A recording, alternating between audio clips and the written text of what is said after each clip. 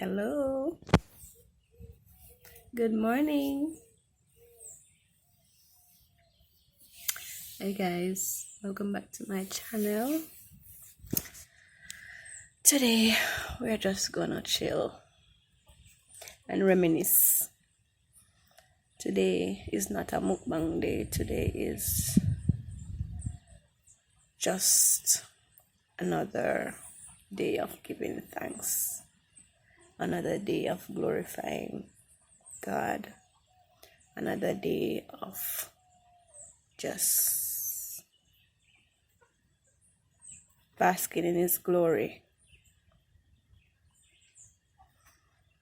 You know, when I think back on my life before becoming a Christian, before becoming a child of God,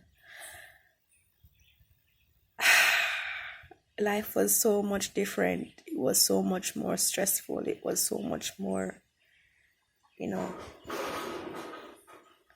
frustrating. And, becoming, a child of God and really understanding who He is and the love that He has for me, it is just so overwhelming sometimes. My mind is blown every single day. Every single day, And the thing about it, we as Christians, we don't really find the time. We are so busy. We don't really find the time to, talk to Him and, spend that time with Him, to know Him in the way that we should know Him. Somehow we don't read the Bible. We don't pray when we get up. We don't pray before we go to bed. But we are still blessed. We are still covered under His blood. He still is there. In His word, He said He would never leave us nor forsake us. And that is a promise. That is a promise. He would never leave us or forsake us. And to know that such a mighty God, an omnipotent God, an omniscient God, a God that sees and knows everything. He knew you before you were born into your mother's womb.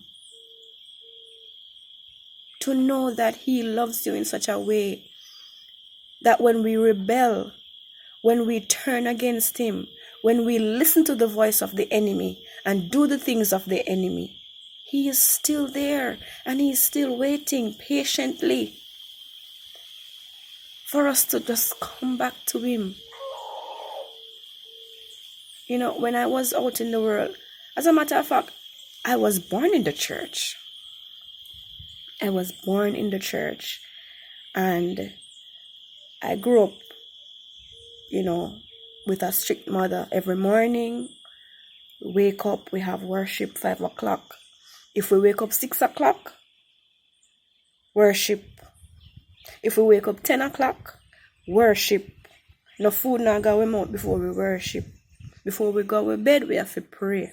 And we have to go to church every Saturday. If she not go, we have to go as the children. And, we grow up and we become less aware of, His presence, and we become, rebellious, because that is what we are, because we know the truth. We know the truth and we go against the truth. So basically that's rebelling. So we are rebelling against Him and His word and His will.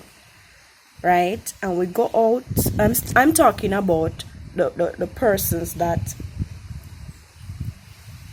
were born in the church and leave the church and come back. Many of us not make it back. Many of us die out there in the world and end up in hell. But I'm talking about us that, the Lord convict in such a way where we have to turn. I'm just saying He loves us in such a way that He gives us second chances, third chance, fourth chance, over and over and over. And when we have our children, we expect that when we talk to them once or twice, we don't want to give them a third chance. We want to bust their ass because they should have known better. But we know we get so much chances. We get so much love from this great God that He could have just snapped His finger and wipe us off the face of the earth. But then He is so patient with us. He gave us dominion over all the things of the earth. And we turn our backs on Him. We turn our backs on Him. And He's still there. He's still listening. He's still there. I've been fasting for some days now, and sometimes we fast because we want to, we want to see in the Spirit, and we want to hear in the Spirit, and we want to see big miracles happening when we fast and whatever. But sometimes it is fasting and prayer is just for us to reach down deep inside and find out if we are truly living the way that we ought to live. If we are truly, walking in His footsteps. Just yesterday, I had such a big way. He worked in my life such a big way. I mean, a few years ago, you would never get me to apologize. Apologize? That word. Sorry? No, not me. And now I understand why persons would say to me, you need to come down off of your high horse. Because you're going like you're better than people and whatever. But, I did not take that into consideration any at all. I was just thinking, I am right and you are wrong, and I am not going to apologize because me no wrong. All when me wrong, me no wrong. But yesterday something happened where God just showed me, say, that's not the way. That is not the way. I mean, I got so angry yesterday. I got really angry yesterday. I started cuss out the kids them. And, as me sit down, so as me stop argue and cuss, and me sit down, so the Lord say, and I say, forgot. This is not my way, and you need to apologize. Apologize. Mr. Father, me not wrong. Me not wrong. Apologize. And he say, yes, you could have done this a different way. You could have dealt with this a different way. And I was there, and I said, all right, me gonna do it, but later. And him say, no, right now. Right now, you need to go and apologize. And I was there sitting, and my mind, I could not rest. My mind could not rest. And I say, all right, Daddy, all right. That's what I call him. I call him Daddy. I said, me say, all right, Daddy, all right. And I went and I apologized. And that moment that we shared, it was amazing. It was an amazing moment. I won't go into the details, but I learned so much yesterday from that small conversation, from just saying, I'm sorry, but just saying, I could have done this a different way, and I'm sorry. I learned so much. And that is why I'm saying that fasting and prayer is for us to learn how we are to be, how we are to treat each other, how we are to love. Fasting and prayer is, it's not what we think sometimes. It is not what we think. We expect, big things to happen, miracles to happen all the time, but it's not about that. It's about how you live with your brothers and your sisters, how you love.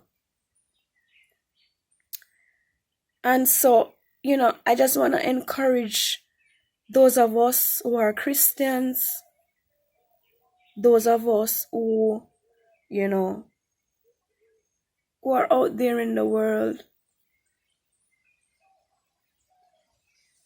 Give the Lord a chance. Give him a chance to work. Give him a chance to use you, because we are all here for a purpose. We may not know our purpose, and we might think we are going into a circle. We are going around in a circle, but God knows why we are in that circle. And if we don't learn that lesson that he's trying to teach us, we're going to keep on going around and around and around and around and around in the same circle. So for those of us who are fasting right now, I'm talking about my church sisters and brothers.